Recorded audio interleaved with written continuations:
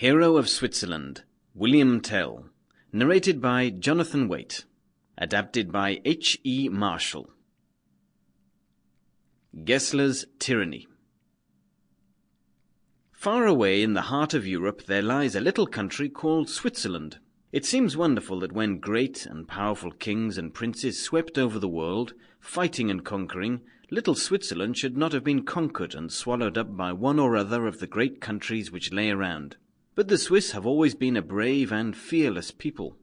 At one time one of the great princes of Europe tried to conquer Switzerland and take away the freedom of its people.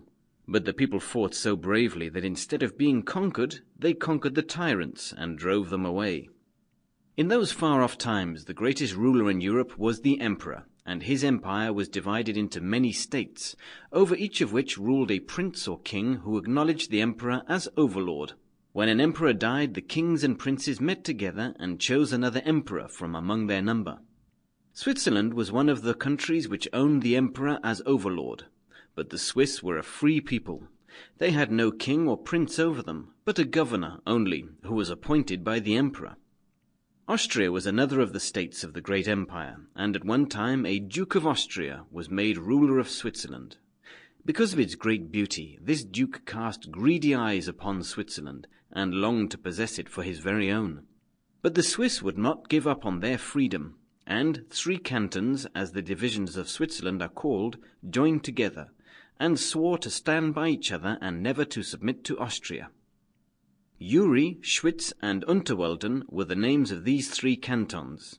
A little later another canton joined the 3. These 4 cantons lie round a lake, which is called the Lake of the 4 Forest Cantons. When Albrecht, Duke of Austria, was chosen emperor, he said to himself that now truly he would be lord and master of Switzerland. So he sent 2 nobles to the Swiss to talk to them, and persuade them to own him as their king.